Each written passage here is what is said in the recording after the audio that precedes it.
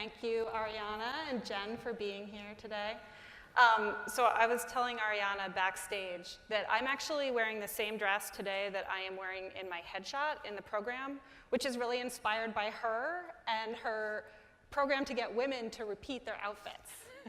I'm very, very grateful to you, because I believe that today, on International Women's Day, women need to recognize that we are at a competitive disadvantage with men, because we waste an enormous amount of energy and time picking different outfits for every occasion.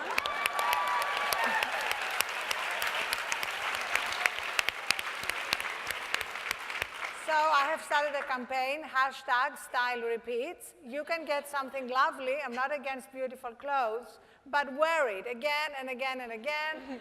I was in Salt Lake speaking at a conference yesterday wearing the same outfit, proudly on Instagram.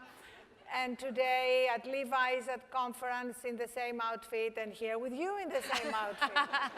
And that meant I didn't have to think, and I didn't have to pack a suitcase from New York. I could just have a little carry-on. Okay, that's a life hack for everybody for today. So the two of you lead very, very different kinds of companies. Thrive Global is a startup. You're focused on health, wellness, sleep, which I love. I am also focused on sleep. And Jen, SAP is obviously a global enterprise technology company. So you're not necessarily two people I would expect to see working together very closely, but that's exactly what you're doing. So to get us started, can you just talk a little bit about what that partnership is and why you think it's such a good fit for both of your companies? Well, Arianna and I met about a year and a half ago. It was before you started Thrive, I think, and we were talking about a lot of these topics, you know, around being healthy and what it's like in the workplace today. And the vision that Arianna had with Thrive was really complementary to a lot of the things that are important in the enterprise today. And so as we thought through, how do we really scale this incredible vision, message, but the doing of that vision, actually putting it into action, not just talking about it, we had a beautiful partnership between Arianna's vision, our technology, and really kind of creating a different kind of employee experience. And that's what started the partnership. And the timing has been very important, because increasingly, and I know I have so many leaders in the room in the human resources field, are recognizing that employees' well-being is not a soft benefit. It's not sort of a nice to have. It's absolutely essential for the bottom line. It affects the culture you build. It affects performance. So we have so much data now about the connection between well-being and performance.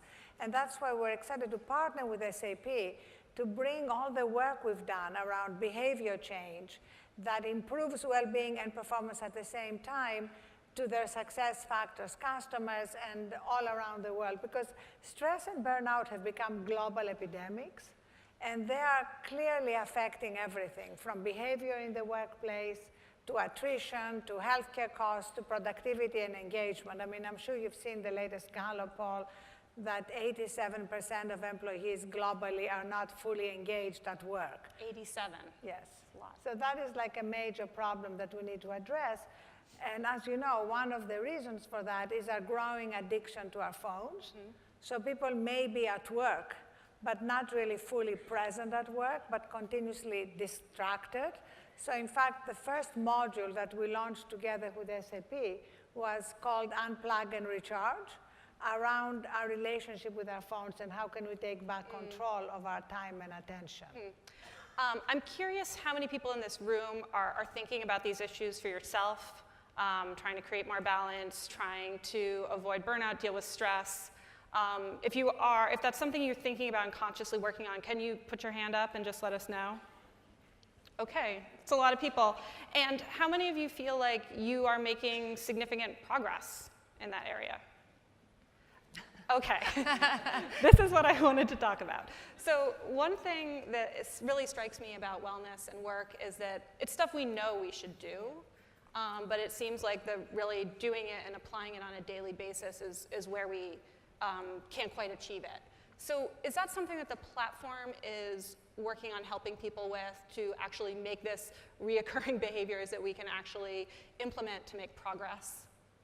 Yeah, I think it starts with leadership, and it starts with role modeling. And you know, I think many of us who are, you know, maybe a decade or more into our careers, you know, you kind of grow up thinking that putting in more hours is what you're supposed to do, and you know, being quiet if you want to take your kids to school, like let's not talk about that. Don't tell anybody I'm leaving to go see my child's conference, or that I'm going to leave early to go exercise.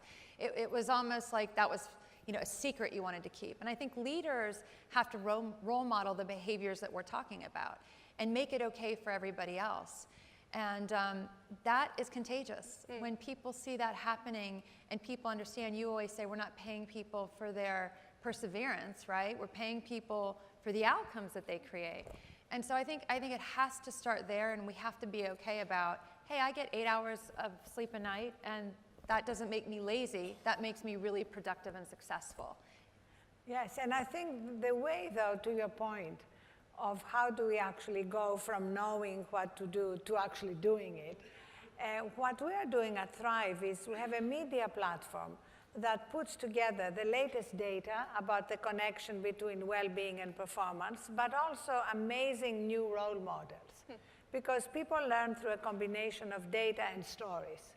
So when, for example, we did a piece with Jeff Bezos, and the headline was, "Why am I sleeping 8 hours a night is good for Amazon shareholders?" And he analyzed his decision making, and he wrote that when he gets 6 hours of sleep, his decisions, he has noticed, are 5 to 20% less good.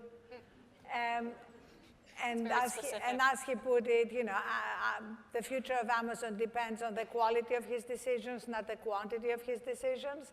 A lot of leaders can identify, because I'm sure every leader in the room can remember a time when you were tired and exhausted and running on empty, and you made a mistake. I mean, I can identify every mistake I've made in my business life, and mostly they were hiring mistakes, right? Are there any bigger mistakes?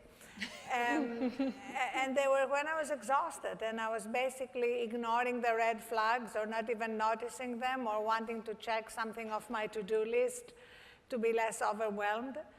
And so we bring together all these role models, whether it's sleep or exercise or our relationship with our phones, and that then becomes content that we feed into our enterprise customers, our sustainability newsletters. Because, you know, one of the problems with sustainability is that the content is not very compelling and engaging. So it feels like eat your broccoli. So, you know, we try to make it really compelling. I mean, in our e-course on sleep and meditation, the guest teacher is Kobe Bryant. So that's something you may want to watch even in your time off. So you are more likely to watch it, be engaged, and adopt some behavior change. And from this idea of role modeling and seeing people actually putting this into practice and saying that, yes, this is important, have you found ways in your own organizations that you personally can send that message to the people that you're working with? Yeah, I mean, I think it's leading by example, and I think it's being authentic. You know, I was with our employees at our in our office in Palo Alto earlier today, having a conversation about, you know, work-life balance, my career journey, everything else, and I think all of us who are in business, when you're rising up and you look at the top leaders in your company, I think all of us tend to think that they have it all figured out, right? There's a special answer key there that you will be exposed to it someday. It will be passed on to you. And the reality is, well, if there is one, maybe everybody else has it, but I don't. I haven't found it yet. And so I think it's really, really important that as leaders, we share the reality of the struggles, the challenges, and share what works for us. And take those experiences. And I think technology today is a beautiful thing, because technology can now allow us to engage in a very meaningful, personal way at scale.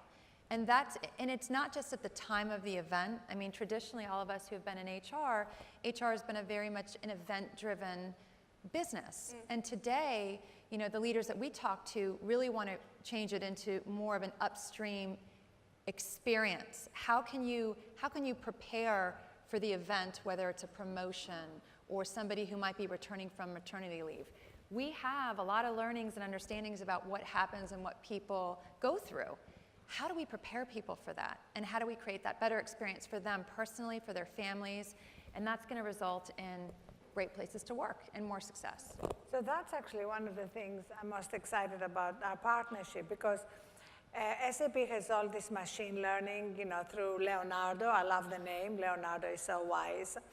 And, and we have a lot of the micro steps of what people need at different moments in their life. So Leonardo can tell us that you are about to have a baby, or you're about to move, or you're about to get a promotion, or we can see through Concur that you've been traveling a lot. So we can feed you micro steps for how to survive on the road, how to deal with postpartum depression, which is a lot more common than we think, or how to deal with being a manager for the first time. And so this combination of technology and humanity is what I'm really excited about. And we call it augmented humanity. You know how everybody's obsessing about augmented reality? I think we need to obsess more about augmented humanity and bring that humanity into every aspect of the employee experience, from recruiting to onboarding, to talent development, to performance evaluations. So one of the things we've developed together is something that we call the entry interview. Okay. You know, everybody knows about the exit interview. Mm-hmm. But I want to really spend a lot of time on the entry interview. And the first question we ask is, what is really important to you outside of work? Because the truth is that the whole human drives performance. If something bad is happening at home, it's going to affect your performance. You are not a robot, you're a human being. So we have such amazing learnings from that, like the woman who said, what's really important to me is to take my daughter to school at 7:30 every morning. But my manager sets up 7:30 every morning conference calls. Now, when we went to her manager, it turns out the manager had no idea. You know, the manager is not a mind reader, and women are very reluctant to speak up about what's important to them, especially when it comes to children, because they're afraid it's going to be seen as a sign that they're not sufficiently dedicated, they're on the mommy track. So it was an easy problem to solve. It made a huge difference to her experience and her performance. And there are so many other examples like that. And the entry interview brings all that out. So, I mean, clearly both of you are true believers on this point, this integrating wellness with work and creating better outcomes for the business and the employees. Arianna, I know you had a fairly dramatic experience that sort of brought this home for you. Would you mind telling us about that briefly? Yes, it was in 2007, so 11 years ago. It was 2 years into building the Huffington Post. I was a single mom, divorced, with 2 teenage daughters. Does anybody here have teenage daughters? My sympathies. It gets better. So I thought, you know, okay, I'll manage somehow, I'll be superwoman, I'll just sacrifice sleep, time for me, anything. So at the beginning of April 2007, I collapsed from exhaustion, sleep deprivation, and burnout, hit my head on my desk, broke my cheekbone. And that was the beginning of my wake-up call, and also of looking around and realizing that it wasn't just me, that hundreds of millions of people around the world are suffering from burnout. It's a true epidemic, and many of them with much worse consequences, you know, heart attacks, diabetes. 75% of healthcare costs and healthcare problems are stress-related and preventable. So that gives us an idea of the problem and how much we could affect this problem with small behavior change microsteps. So I started bringing that coverage into HuffPost, and then finally in 2016, I really wanted to devote the rest of my life to this. And that's why I left to create Thrive. So Jennifer, I hope nothing that dramatic happened to you or painful, but have you had any moments that were sort of an aha moment for you about this when you thought, yes, we really need to start talking more about burnout and about bringing wellness to work? You know, I have a very different angle of a story.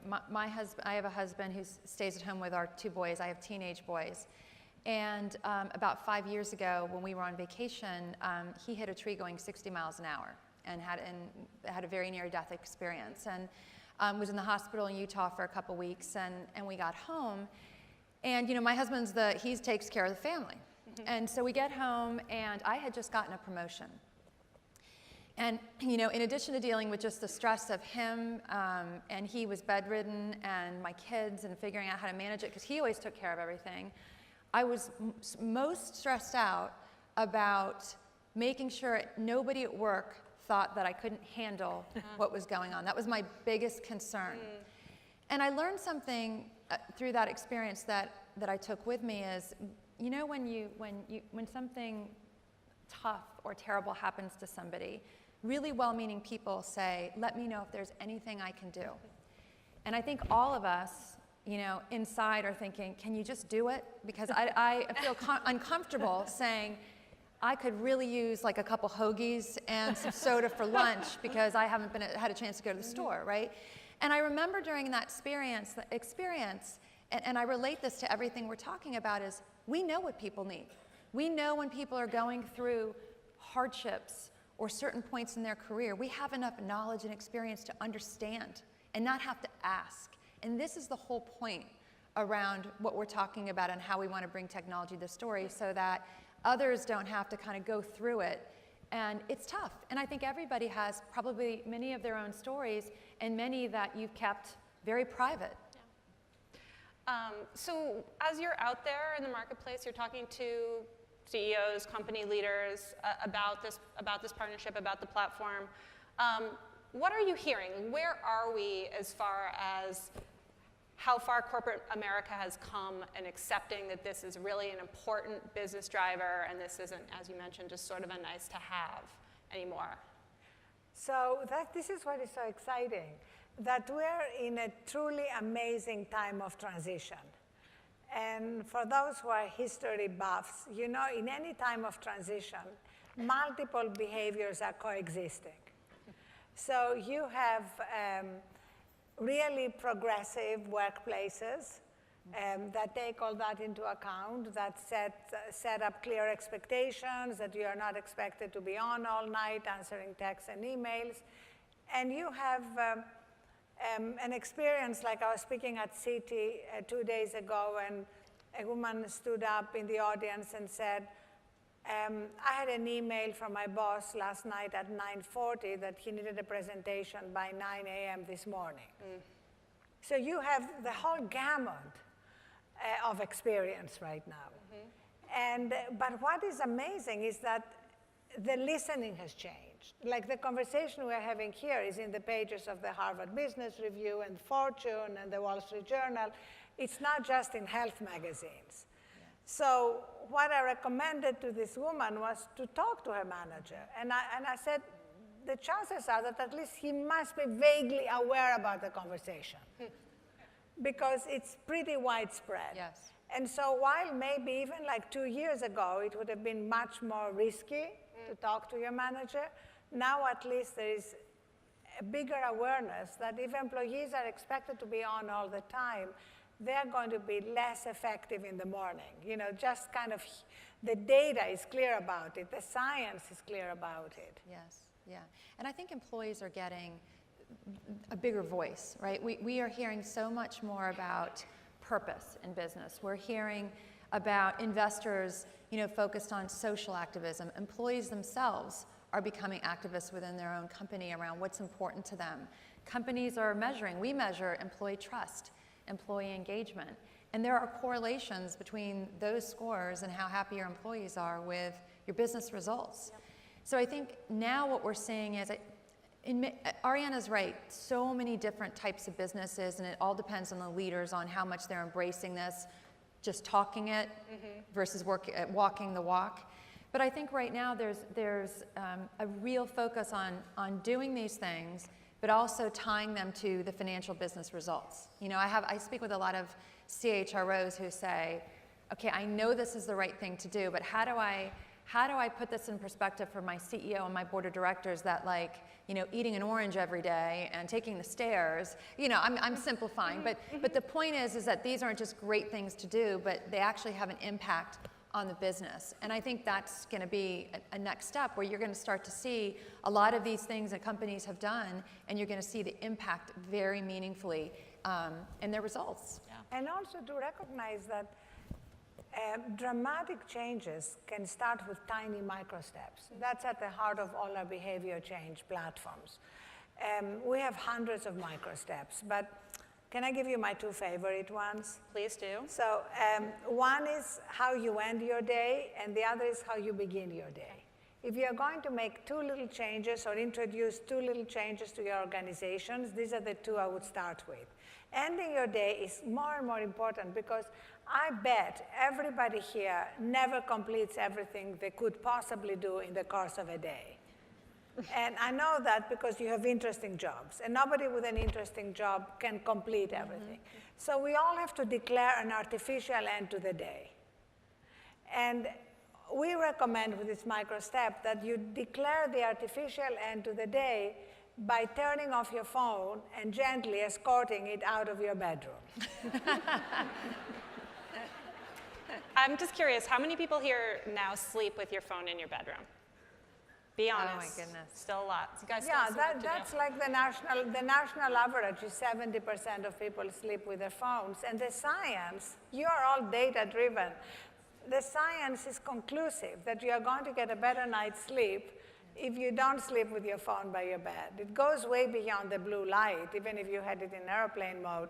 It has to do with the fact that the phone is the repository of every problem, every project, everything we're dealing with.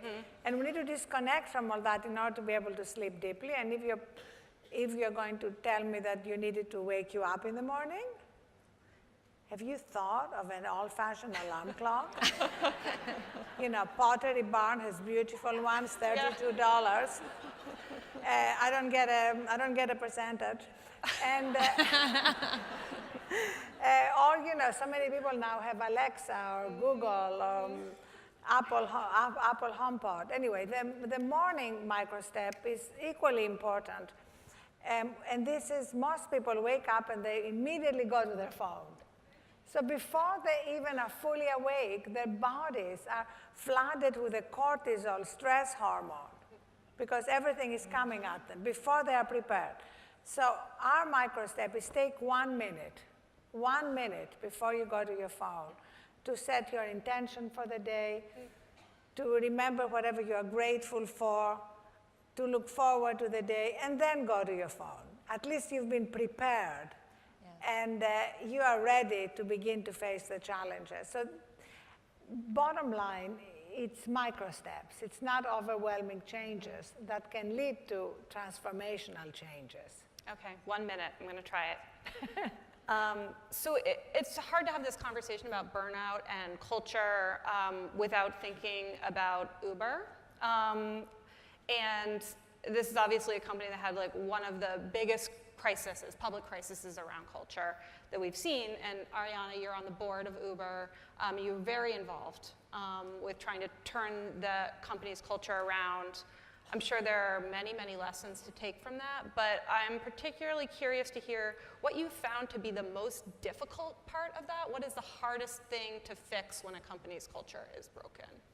So what is interesting is that a lot of hyper-growth companies, both in Silicon Valley and around the world, like most companies at the moment, are fueled by burnout. And everybody here can testify to the fact that when people are burnt out, they often act out. Like they operate from the worst. And I think that's one of the things that happened at Uber. You know, a lot of the sexist or unprofessional behavior was a product of burnout and also a product of the top performer myth. You know, the idea that if you're a top performer, or as I called it at the first Uber all hands I spoke at, a brilliant jerk, Well known those. everything is going to be forgiven you. So I think the biggest lesson here is that a company cannot allow brilliant jerks because they're going to have a corrosive impact on the culture. And what we saw at Uber and many other companies last year is that a culture is like the company's immune system. If it's not healthy and strong, it's going to have a real impact on the bottom line. So I would be curious to hear if you guys could look ahead, like let's say 10 years, 15 years, we're having this conversation about burnout, about corporate wellness. What do you expect to see? How do you think the world is going to change in this way? I'll let you lead. I'm incredibly optimistic.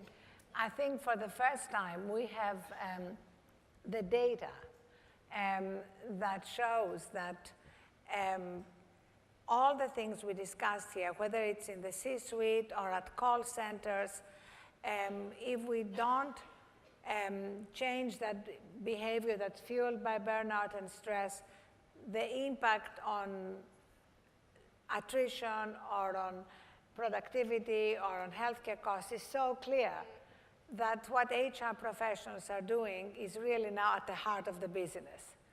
It's no longer, as it used to be in some businesses, on the side. It's sort of hardcore. It's part of the calculations of a CEO, a CFO. And that's why I'm so optimistic that when it comes to recruitment, especially, millennials are going to gravitate to the best places to work. And when it comes to keeping employees, you know, as we know, burnt out employees have an over 30% chance of leaving the company. So all those factors are, I think, going to lead to a great acceleration in the way companies operate themselves. And the Me Too movement is helping because the Me Too movement is encouraging HR professionals to create a culture of directness. We have a module that we call Compassionate Directness, which encourages employees to speak out about anything, and not to be afraid that there's going to be retaliation or that their careers are going to be affected. And that is going to be a hugely positive result when it comes to employee culture. That's really interesting. Jen, you know, we talked a little bit about startups and the cultural issues that happen with startups. I'm sure culture at a global company like SAP has completely different issues. And I'm particularly wondering, you know, as you're a company that's, you know, in so many countries with people with so many different backgrounds, how do you think about creating a cohesive culture that everyone feels like this is the SAP way? Yeah. It's interesting because it is quite different when you think about building a culture in a 90,000 person organization that's 46 years old. And you want to, for a lot of companies out there today, I think what a lot of companies are really focused on is there are these iconic brands out there, and they want to hold on and honor the great things that made these brands and these companies so great, but also be willing to kind of continually reinvent themselves. So you have to kind of find that balance. And we have 5 generations across SAP and a very global company. So it's exciting because when you go into a meeting, I mean, typically you have somebody from every part of the world. And I think when you start to expose more and more people to that experience, people get a real strong appreciation for the value of diversity, the value of different thinking. And again, it becomes contagious. So for us, you know, it's important to have we have folks who've worked there 20 years. We have folks who've worked there 20 hours. And it's really exciting to be able to see that they can get a same cultural experience both within one country, but also have the ability in the world that we're living in with technology to be able to get the same similar experience, of course, honoring and valuing the different cultures in other countries of SAP. And so it's really exciting because you have to do both. You have to honor the legacy, but you have to be really open to thinking the next 46 years will be better in the past, and that's a great thing. So we are running out of time, but before we go, as Arianna mentioned, today is International Women's Day. So I just want to ask you guys to just address the women in the room for one moment and to share one piece of career advice that has helped you along the way and that you think might help them. I just want to say that we are at the moment in the middle of the third women's revolution. The first was giving us the vote. The second was giving us access to every profession and the top of every profession. It's still an incomplete revolution. But the third women's revolution is very exciting because it's women saying we don't want just to be on top of the world the way you men have designed it because it's not working. And so women are redesigning workplaces. Women are leading the way in redesigning the way we work, the way we live, and you know who are going to be the most grateful people in the world? Men. I love it. I love it. It's interesting. I think over the years, historically, I think many of the women in the room who have maybe been in the workplace for some time, a lot of the qualities that women naturally possess, empathy, humility, vulnerability. And when I say vulnerability, that's not weakness. Vulnerability is willing to open yourself up, authenticity. In the past, these were traits that I think women were taught to, kind of not show. Those aren't leadership traits. You need to be a certain way and conform to a certain way. And I think now we're in a world where people want to work for, I always talk about being perfectly imperfect, right? People want to work for human beings in this digital age. And so I think those characteristics that I just mentioned, that many of the great people in this room have, men and women, by the way, lead with those. And don't think that those are qualities that you can't lead with and be successful with as you move forward. I think being your true authentic self captures more followership and creates a lot more success than trying to be somebody that you're not. Okay, I think that's a great place to leave it. Thank you both so much. Thank you.